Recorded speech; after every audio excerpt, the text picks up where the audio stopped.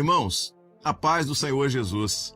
Nós estamos fazendo essa transmissão especial para entrevistar o pastor Gedeuti Vitalino Gueiros, presidente da Igreja Cristã Maranata, e que, em atenção aos irmãos de diversas partes do Brasil e também do exterior, nos recebe nessa noite para responder algumas perguntas e até para tirar algumas dúvidas de irmãos, dúvidas estas que nos foram enviadas. Pastor Gedeuti, boa noite, a paz do Senhor Jesus. Pastor, no último domingo, na transmissão do culto da noite, nós percebemos que o senhor aparentava um certo cansaço. Muitos irmãos de todo o Brasil e exterior enviaram mensagens perguntando se estava tudo bem com o senhor. Até fizemos uma intervenção ao final do culto, informando que estava tudo certo, e o senhor também confirmou isso na postagem do Instagram logo depois do culto. Mas todos ainda ficaram preocupados com a sua saúde. A pergunta é: como o senhor está?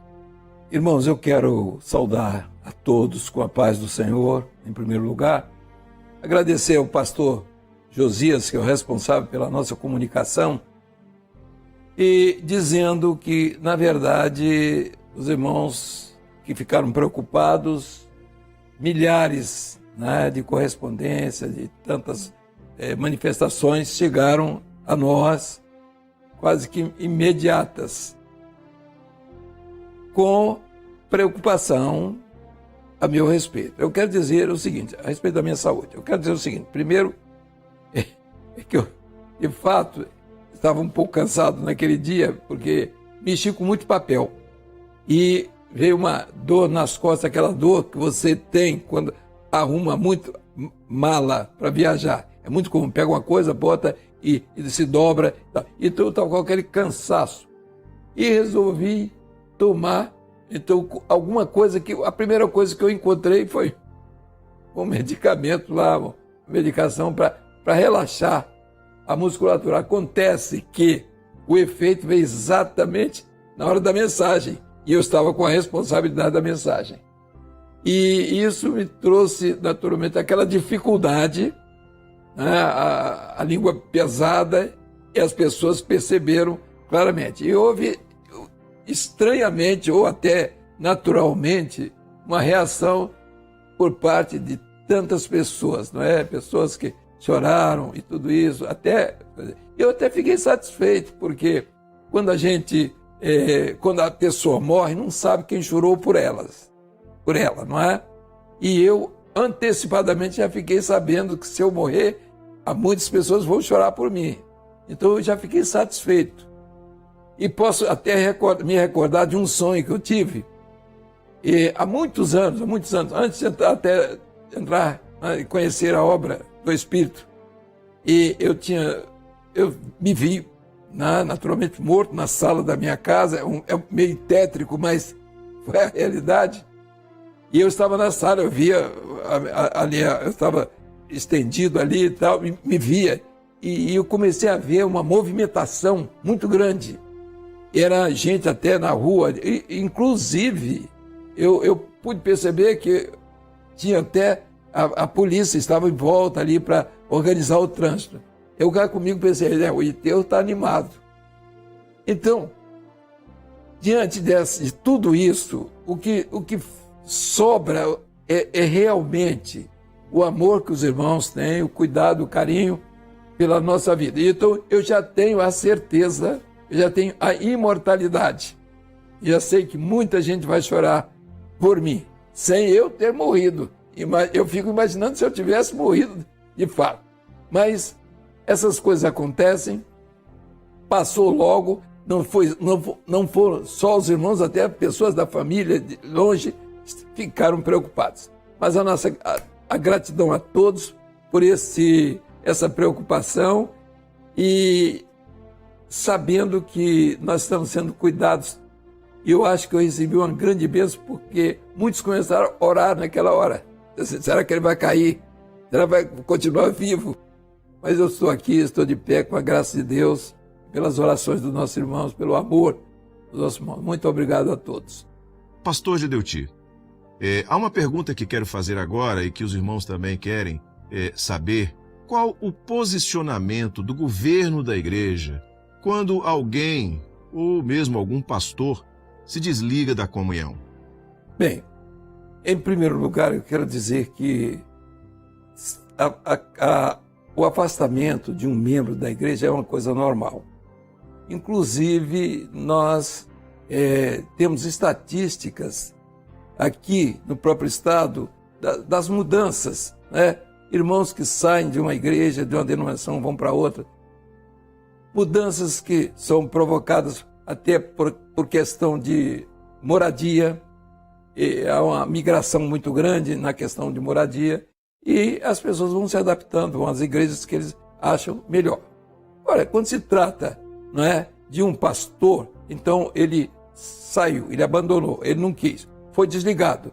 É o normal também. As pessoas têm o direito de escolher o que é.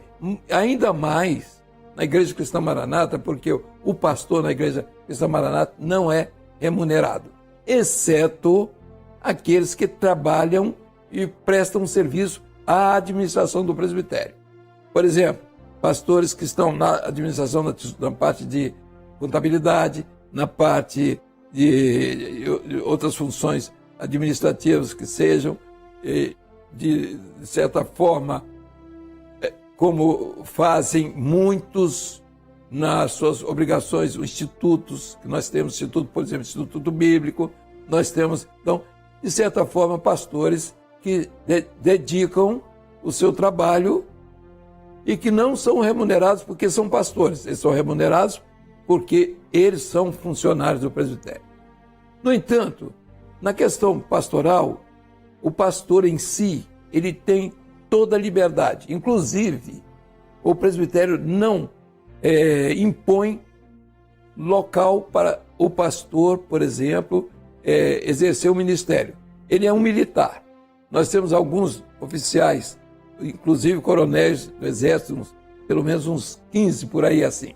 Eles são pastores, mas eles são deslocados de acordo com aquilo que manda o seu comando, porque eles são funcionários do governo e têm uma responsabilidade com o governo. Agora, outros, naturalmente, por outros motivos se afastam e é a questão natural das pessoas que fazem uma opção. Uns fazem uma opção pela fé, outros por opção pelo interesse pessoal. Há um momento na vida da pessoa que ele acha que fez tudo para Deus, agora vai fazer para ele. Também é um direito que ele tem. Ele vai se desligar, deu problema. Aí você pergunta, é ruim? É bom? Para nós, para os que ficam, há sempre o que reclamar, ou o que sentir, o que, vamos dizer, o que a pessoa sofre, todos sofrem, naturalmente. Quando você tem uma família e alguém se desliga da família, é sempre um motivo de tristeza, de desalento, mas isso é natural. A vida é assim mesmo, nós vamos continuar aqueles que estão inteirados no projeto, eles permanecem. Aqueles que são fiéis ao projeto vão permanecer. Se eles não são fiéis, um dia eles vão sair. Não há nenhum problema quanto a isso. Então, esse é o posicionamento da igreja quanto a pastores, quanto a qualquer serviço. Não. É bom? Não, não é bom. Mas é o desejo de cada um. É melhor que cada um siga aquilo que quer, que acha que deve fazer, do que ficar dentro de uma igreja criando problemas contrários à doutrina, ao ensino, àquilo que está sendo dito, àquilo que está sendo ensinado. Isso não é só na Igreja Cristã Maranata. Todas as igrejas, qualquer uma delas. Mas, pastor Gedeuti, e o trabalho que foi feito? Fica sem efeito? O que fizeram antes de se desligarem? Tem valor aquilo que fizeram de bom? Bem, aquilo que foi feito para o Senhor está feito. O Espírito determinou, ele estava no Espírito, estava na orientação, realizou o trabalho, está feito. Ele fez uma composição, por exemplo, um hino. Então ele estava no momento de aflição. Ele fez um hino. Ele estava passando por uma dificuldade. Então o hino permaneceu. É o sofrimento dele, da alma. Ele colocou naquele louvor. Um dia ele ficou importante, ficou rico. acha que não deve mais nada, que não precisa mais de Deus, acabou. Mas o louvor ficou. Por quê? Foi ditado pelo Espírito Santo. O Espírito Santo usa o homem como usou até a mula. Não é? Usou a mula. Ele usa qualquer pessoa. O importante é aquilo que diz Paulo: combati o bom combate, acabei a carreira e guardei a fé. Alguns que dizem assim: combati o bom combate, não acabei a carreira e não guardei a fé. Isso acontece. Então, o importante é aqueles que estão no combate. Os que saem do combate, eles já não fazem parte mais desse trabalho de edificação daquele projeto. Eles podem ter outro projeto, se desligar. Tá. Vejam só os irmãos. E é até uma questão doutrinária. Quando você vê os heróis da fé, você vê Sansão, herói da fé. Sansão terminou debaixo dos escombros de um templo, né, dos filisteus. Morreu ali. Herói da fé. Enquanto ele atendeu às orientações da fé. Enquanto ele atendeu o chamado. Quando ele decidiu atender o que Dalila queria, ele perdeu a bênção. As tranças foram cortadas. Ele foi trabalhar para o quê? Foi moer o alimento, substituindo o animal. Ele perdeu a visão e foi fazer o trabalho do animal, rodar em volta para poder produzir o malhar, pode-se dizer, o trigo. Só que não era bem o malhar, havia um engenho, e ele ficou rodando no mesmo lugar até morrer. Então, são coisas que você tem que ter. Joazibe, por exemplo, Joazibe ajudou a Neemias na hora que mais importante na reconstrução dos muros que estavam tocados, não é? Já tinham sido atingidos com fogo, as portas da cidade de Jerusalém estavam destruídas, e Joazibe, inclusive, era sumo sacerdote, era ele quem determinava todas as coisas, tanto na administração como no culto. E veja o que aconteceu. Depois que ele fez tudo, inclusive o responsável pela porta das ovelhas, era ele. Daí um pouco, depois tudo pronto, resolveu o projeto dele. Agora não, agora que eu vou colocar o meu projeto em dia. E pronto. E fez o quê? Colocou os móveis de Tobias, trouxe tudo aquilo do inimigo, ele trouxe tudo para dentro. Isso acontece com as pessoas. Isso é normal. Isso é de gente. O que importa é a fidelidade até a morte. Ser fiel até a morte. Fiel a quê? Fiel ao projeto, fiel ao chamado, fiel à determinação do Senhor. Então, está muito bem explicado, mas a gente fala isso com clareza para mostrar que o ministério não é uma coisa que é o dono simplesmente e tudo que ele disser vai acontecer. Não é assim. Existe um corpo. A igreja é corpo de Cristo. E ela é corpo quando todos estão unidos no mesmo propósito. Quando alguém se desliga, ele se desligou do corpo. É problema dele. Alguém vai acompanhar? Qual o problema? Pode acompanhar. Se Baal é Deus, não é mesmo? Então, essa é uma outra resposta que temos para dar aos nossos irmãos e aqueles que nos ouvem, inclusive. Estamos falando aqui para pessoas do YouTube, que é até uma explicação para aqueles que estão nos ouvindo e nos acompanhando. Pastor, encerrando essa nossa entrevista, qual a palavra para os nossos irmãos do Brasil e também do exterior? Bem, a nossa palavra para os nossos irmãos do Brasil e do exterior é a palavra de ânimo, é a palavra da certeza daquilo que nós cremos, daquilo que nós pregamos.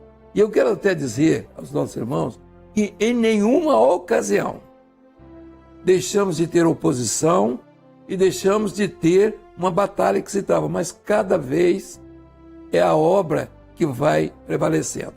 Estão lembrados, eu acho que é 2 Samuel, se não me engano, capítulo 3, quando diz assim: e houve uma prolongada guerra entre a casa de Saul e a casa de Davi. a casa de Davi ia prevalecendo, enquanto a casa de Saul ia enfraquecendo. O valor da obra está nos valentes. Nós temos dado uma lição essa semana, esses dias atrás, sobre domingo, inclusive, na escola bíblica dominical, sobre os valentes de Davi, mostrando que essa obra é de valentes. As pessoas estão definidas, elas estão definidas, não há problema. Quem aceitou, aceitou. Quem rejeitou, ontem rejeita amanhã, vai rejeitar depois, vai continuar rejeitando. Os fiéis continuarão sempre fiéis. E mais, eu vou dizer uma outra coisa. Nós hoje estamos muito mais fortalecidos diante das lutas. E elas não vão parar. São as provas. É a prova com a família. É quando diz a palavra, dois estarão divididos na casa, a mesma casa. Isso é normal. Não é? É certo. Quer dizer, não é para estar brigando. As pessoas estão brigando. Não. Cada um tem o seu direito de pensar na mesma casa, na mesma família. Eu mesmo tive problemas. Eu conhecer a obra, as pessoas, meus familiares, não me acompanharam, ninguém. Meu pai não quis me acompanhar. E ele tinha todo o direito. Houve um momento que ele chegou assim, não, eu estou entendendo isso e tal. Chegou no momento. Mas vejam só, houve aqueles também que não se interessaram. Isto é uma questão que todos têm em mente. Agora eu vou dizer, vou ler um texto aqui interessante que veio, a mente está aqui na Bíblia, em Jeremias capítulo 22, verso 10, que diz o seguinte: não choreis o morto, nem o lastimeis, chorai abundantemente aquele que sai, porque nunca mais tornará, nem verá a terra onde nasceu.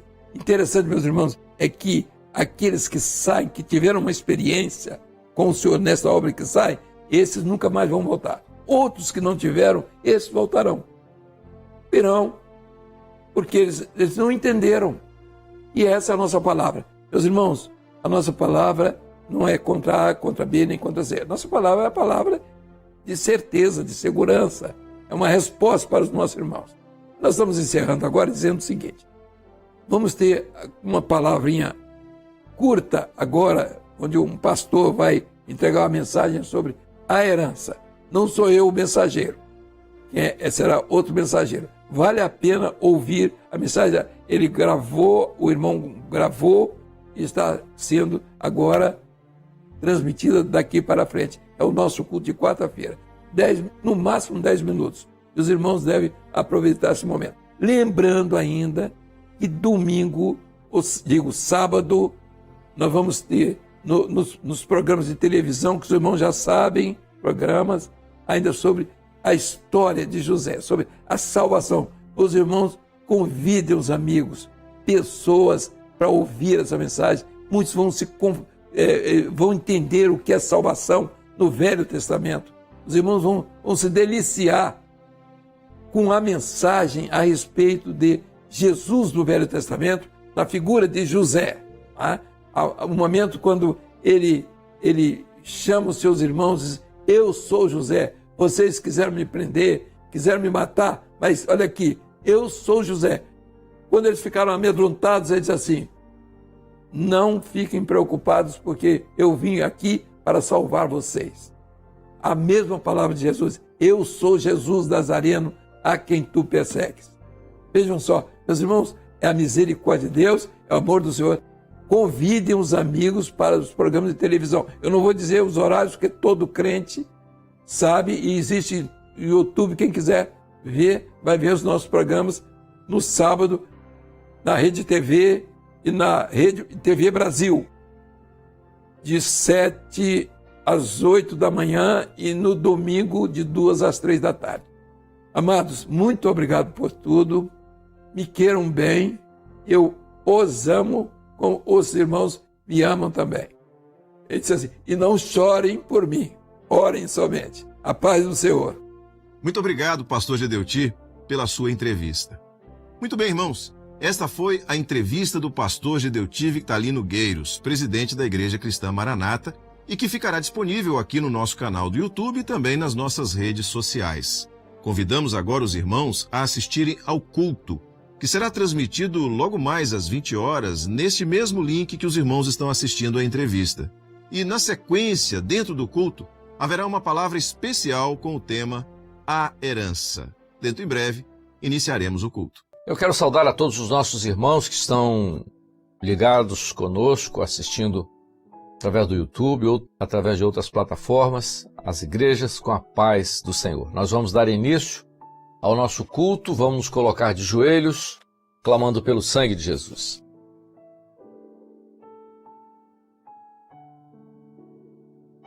Senhor, nós clamamos nesta hora pelo sangue de Jesus. Pedimos, ó Pai, uma bênção especial para esse culto, onde a Tua palavra será anunciada, Senhor, os louvores serão cantados. Ó Deus, derrama sobre nós da Tua graça, da comunhão do Teu Espírito, opera em nós uma grande bênção nessa noite. É o clamor que fazemos em nome de Jesus.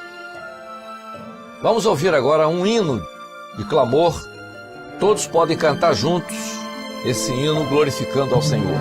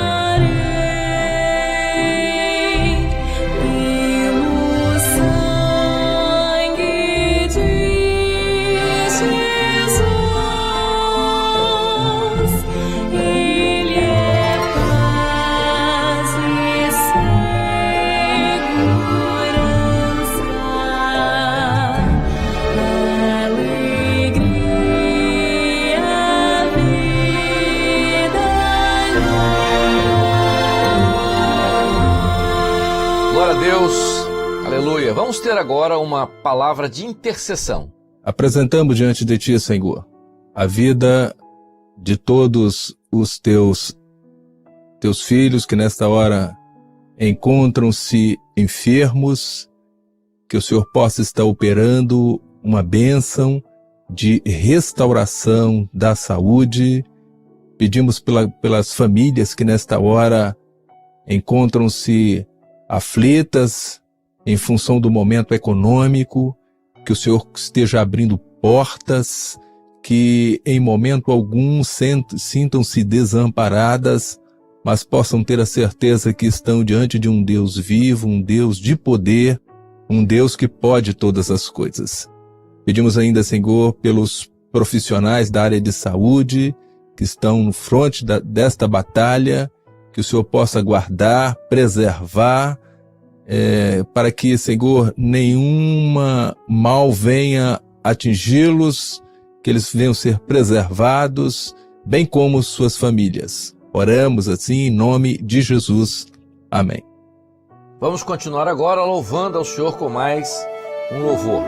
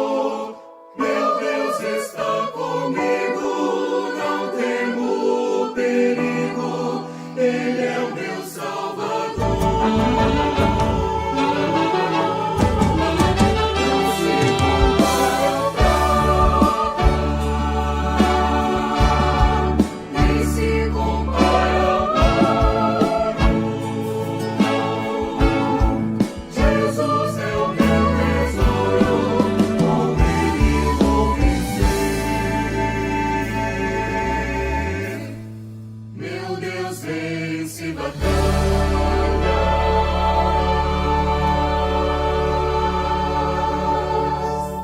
Amém, glória a Deus. Vamos ler um texto da palavra que se encontra no livro do profeta Samuel, 1 Samuel, capítulo 21, verso 9.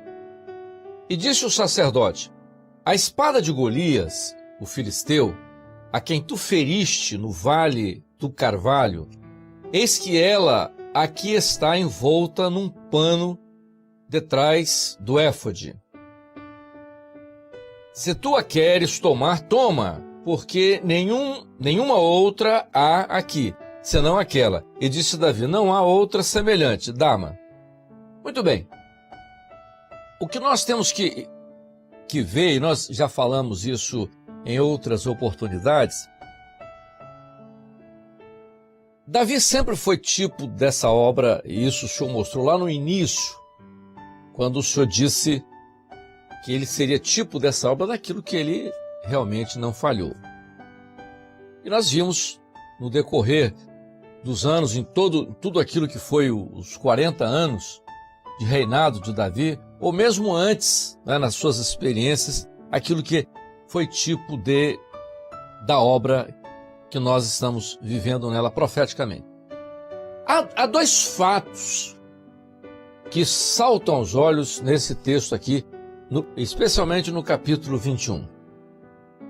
O momento de Davi aqui é um momento importante porque ele está fugindo de Saul, que era o rei, que tinha toda a autoridade no momento. A autoridade sobre Israel, o governo sobre Israel, naquele momento era de Saul. Davi estava fugindo porque Saul o perseguia. Só que Davi já era ungido. Davi já tinha sido ungido, ele só não tinha um governo, mas ele tinha sido ungido para um momento especial. Quando ele chega na casa do sacerdote, ele passa ali, então ele vai à casa do sacerdote, Aquimeleque, ele com o grupo que estava com ele, os jovens, ele diz assim, ele tem fome, e ele passa ali, ele pede ao sacerdote que o alimente, e aos seus. E Aquimeleque diz, mas eu não tenho o que você quer, não. Davi diz assim, eu quero 5 pães. E Aquimeleque diz, mas pois é, eu não tenho esse pão que você está querendo, que você está falando, eu não tenho. O que eu tenho aqui são os pães da proposição, que eles estão lá num lugar santo. É esse, eu só tenho esse. E o sacerdote foi lá, pegou os pães da proposição e deu, e alimentou Davi ali. Olha que coisa interessante. Não há nenhum outro relato na Bíblia que tal fato tenha se repetido. Só foi ali. Porque ali Deus está mostrando uma coisa especial nessa obra que nós estamos. O que o Senhor está mostrando? 5. Nós sempre vimos isso no Novo Testamento, até mesmo no Velho Testamento, a experiência do simbolismo de os 5 que são os ministérios. O ministério são 5. O que é o ministério? 5. São 5 ministérios, exatamente. Que fala de quê? Da palavra, que fala de Jesus. É o ministério de Jesus. O ministério de Jesus é aquilo que João viu lá no livro de Apocalipse. E estava vestido de uma veste salpicada de sangue, e o nome pelo qual se chama é a palavra. Quando em Atos, os diáconos foram levantados, o que os apóstolos disseram? Quanto a nós, perseveraremos na oração e no ministério da palavra. Então, o ministério da igreja primitiva era o ministério de Jesus, é o ministério da palavra, que era os 5, é a mão de Jesus. Quando Davi vai ao sacerdote, ele disse, o que eu tenho, aí você está querendo 5 pães, mas o que eu tenho ali é o pão da proposição. Por que isso? Porque profeticamente, ele está dizendo o seguinte, o ministério para você, Davi, não é o ministério da razão. O seu ministério não pode estar ligado àquilo que é material, àquilo que é físico. O ministério não depende disso. O ministério depende daquilo que é eterno, daquilo que foi gerado, que está no lugar santo. O ministério nessa obra, ele é vida, ele é maior do que a vida. Por que ele é maior do que a vida? Essa frase não é minha, mas estou repetindo. O ministério é maior do que a vida, por quê? Porque ele vem da eternidade. É o pão da proposição, que é do sacerdote. Nada nos tem faltado do ponto de vista material, mas o ministério nessa obra, ele vem da eternidade. Por isso, Paulo fala a Timóteo de maneira muito enfática: não despreze o dom que há em ti, o qual te foi dado por profecia. O que é a profecia? É a operação do Espírito Santo no corpo, que são os ministérios, que é o ministério da igreja. Então, o nosso ministério não está ligado àquilo que é material, físico.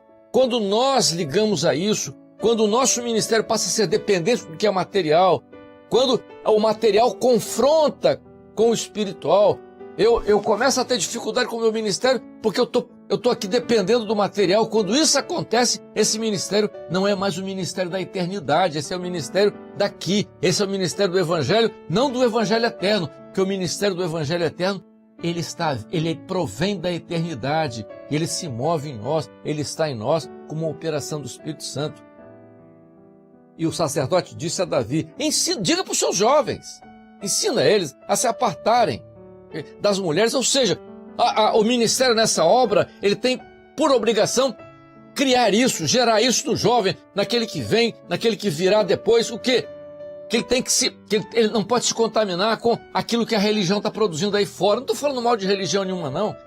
Mas aquilo que se produz, dos costumes, que são racionais, daquilo que é a ideia, não pode ser isso, porque o ministério nessa obra tem origem no santo. Tem origem no lugar santo. Porque depende disso. Depende. Quando Paulo escreve aos Coríntios, na segunda carta, ele diz: nos chamou para o ministério não da letra, porque a letra mata, mas do espírito. Essa é a característica do ministério. Davi tinha que entender isso.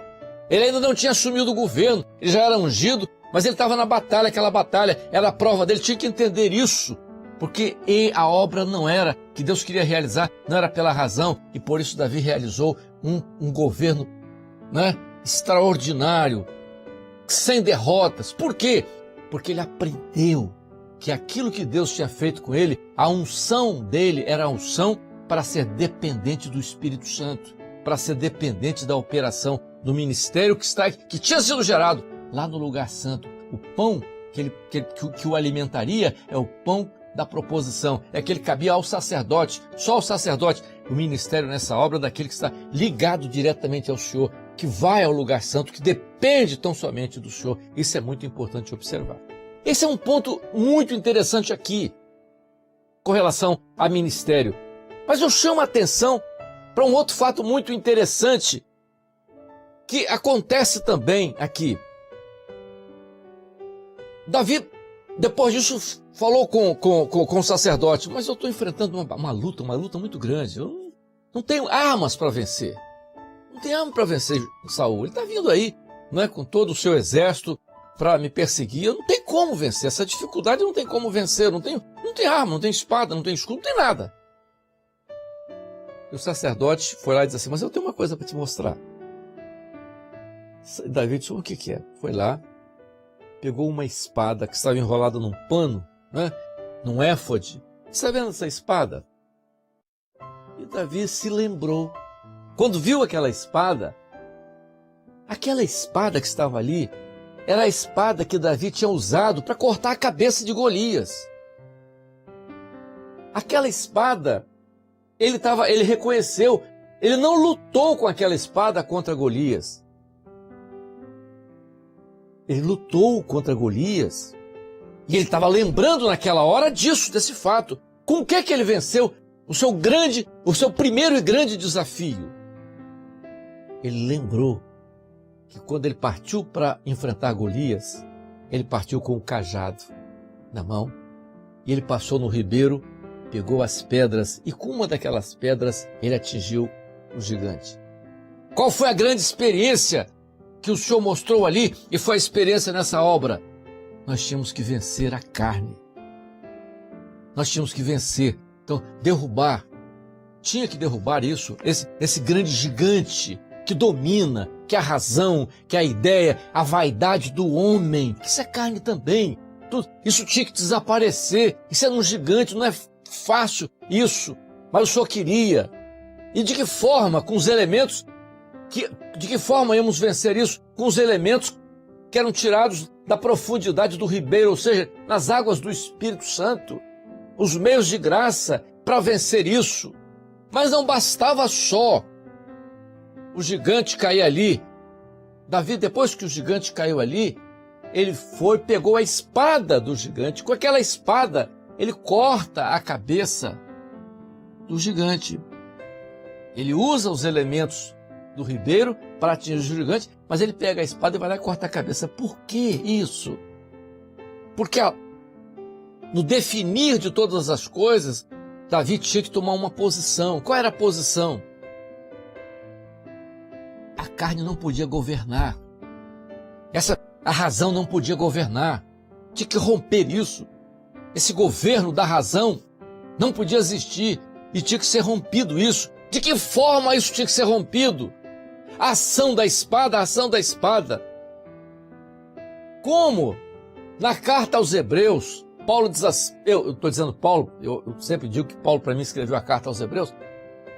Paulo diz o seguinte: a palavra é viva e eficaz, é mais penetrante que espada alguma de 2 gumes, apta para separar alma e espírito.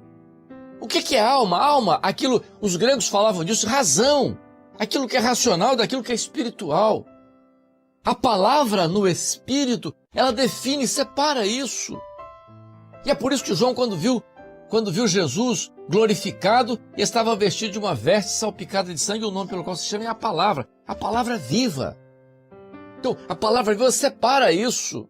Nós aprendemos isso. E é a espada que nos move nessa hora. Ele disse, Davi, olha aqui, está lembrado disso aqui? Essa foi a sua primeira grande vitória. A primeira grande vitória que você alcançou é aqui, ó. E você usou essa espada depois para cortar definitivamente esse elo entre a carne e o comando da carne esse governo da carne, né, na vida do homem, na sua e essa foi a primeira grande experiência.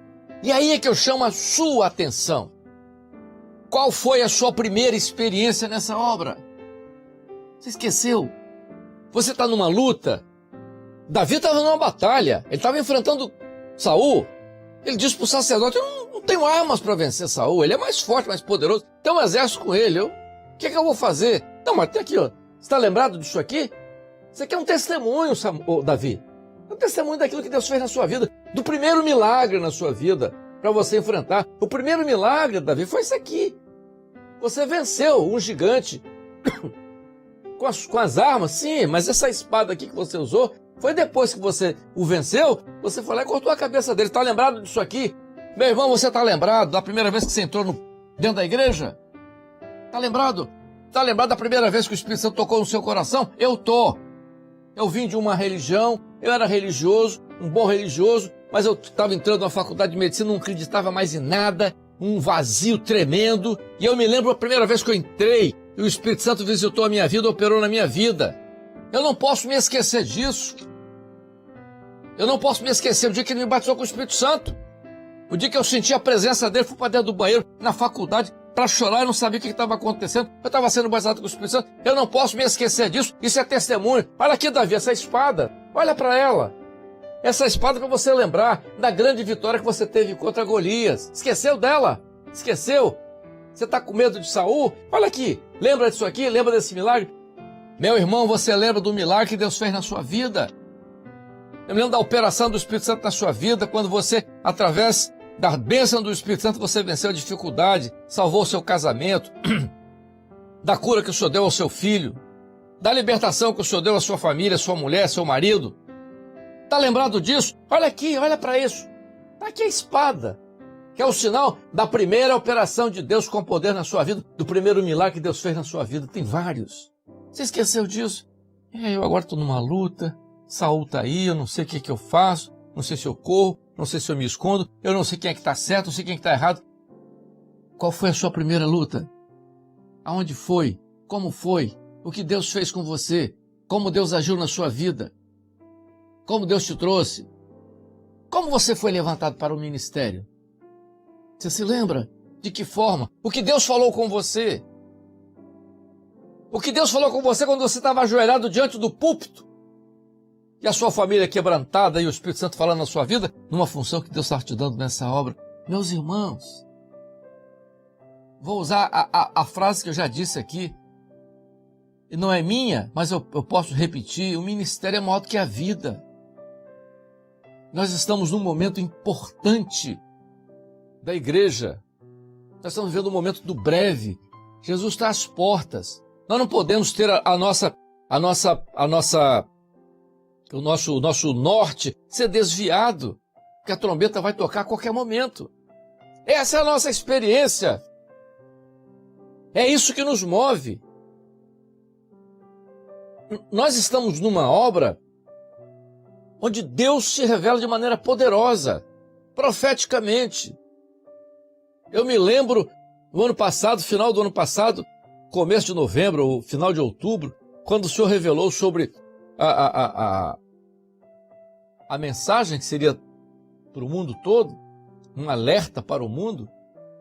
Naquela oportunidade, o Senhor disse que no começo do ano, o Senhor queria as igrejas 90 dias orando 24 horas, 90 dias. O Senhor deu uma visão de uma nuvem negra sobre o mundo. A nuvem negra está até aí hoje. Está hoje ainda, continua. A pandemia continua. Mas a igreja orou 90 dias e o Senhor revelou que nós passaríamos por lutas, mas que venceríamos. É exatamente isso. Sabe por quê? Porque nós não esquecemos do dia em que o Senhor começou a fazer um milagre na nossa vida, nem na minha, nem na sua. Eu não esqueço, você também não pode se esquecer. Isso tem que marcar em nós, em cada um de nós. Na minha vida, na vida do seu filho, do seu neto, enfim, aquilo que Deus tem realizado. E o Senhor falou isso lá, continua. O Senhor mostrou as dificuldades. Me lembro de uma palavra que o pastor Redotinho entregou no Manaim, dizendo que nós temos que estar atentos para não sermos surpreendidos por coisas desagradáveis na nossa vida ou na família. Eu me lembro que no outro dia um pastor me ligou apavoradado, Amadeu, Redotinho deu uma frase assim, rapaz, eu fiquei muito preocupado. Disse, preocupado, vamos ver, vamos orar. Professor, é isso mesmo, que o Espírito Santo nos alerta, o Espírito Santo nos dirige, o Espírito Santo nos move nesse momento. Por quê? Porque há uma obra a ser realizada, está sendo realizada. Eu não posso, se Paulo escreve aos Gálatas, né, todo mundo sabe que a primeira carta de Paulo, né, a primeira carta que Paulo escreve, carta doutrinária, foi a carta aos Gálatas.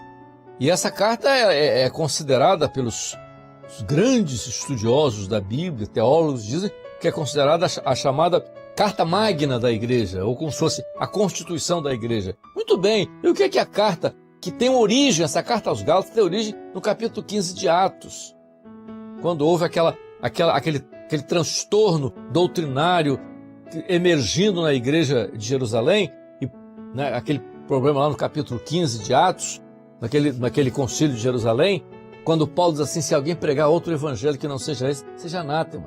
E ele diz, mas se eu voltar aqui amanhã para dizer coisa diferente, seja eu anátema. Isso vale para mim. Isso vale para mim também. Por quê? O meu ministério, eu não estou falando mal de quem estuda para ser pastor. Não, todo mundo tem seu direito, claro. Como dizia meu pai, né? O saber não ocupa lugar. É uma frase repetida. Não tem problema nenhum. Mas o nosso ministério não veio dessa forma. O nosso ministério não é acadêmico, o nosso ministério veio lá do Santo dos Santos, é da eternidade. E é isso que nos move nessa hora, aquilo que nós passamos para o nosso jovem, nós dizemos para o nosso jovem. Eu me lembro de um irmão, né, que ele era diácono, e uma vez eu fui, ele estava no sul do estado, ele doido, aquela vontade de ser pastor. E os irmãos chamavam ele de pastor, eu ficava quietinho, atendia e tal. E eu estou de cá observando, estava visitando a igreja. Aí eu cheguei para ele, falei, pastor, tudo bem? Aí ele olhou para mim e deu um sorriso assim, vejo que és profeta. Quer dizer, ele estava doido para ser pastor, não tem problema. Quem almeja o episcopado, excelente obra almeja. Mas nós temos que orientar o nosso jovem, aos obreiros, aos diáconos, aqueles que estão vindo. Ministério não é assim de qualquer jeito, não. O ministério não vem por aquilo que você acha que... Se alguém diz para você, fica aqui porque você vai ter ministério. Não faça isso. Não creia. Isso é uma coisa, não é desse jeito.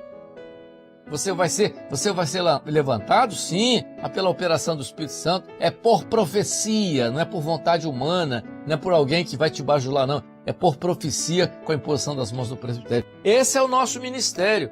E é isso que o Senhor quer fazer com todos que estão começando nessa... E Deus vai fazer isso, porque há uma geração que vai passar, uma geração nova que virá, se a trombeta não tocar antes disso. Isso é muito importante para nós.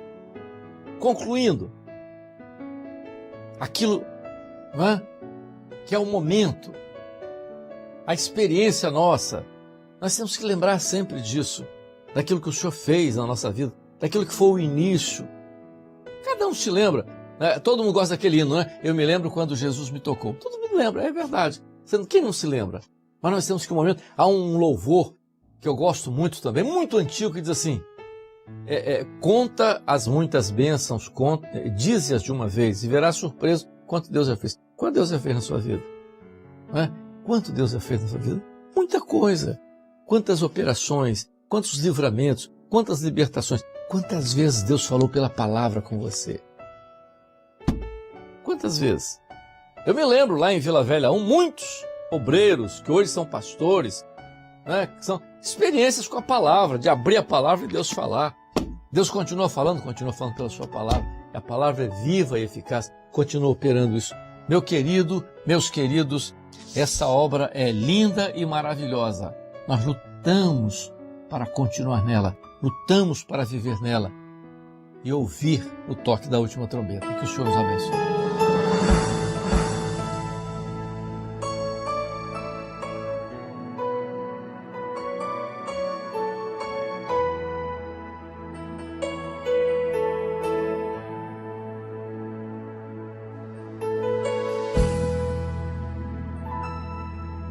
Quanto mais eu te conheço, mais eu quero te servir. Quando falas, obedeço, a bênção está em te ouvir. Tu és fogo que consome, brisa suave de amor. Tu és Deus que muda o homem, és o meu ajudador. Quanto mais eu te conheço, mais eu quero te servir. Quando falas, obedeço, a bênção está em te ouvir. Tu és fogo que consome, brisa suave de amor. Tu és Deus que muda o homem, és o meu ajudador.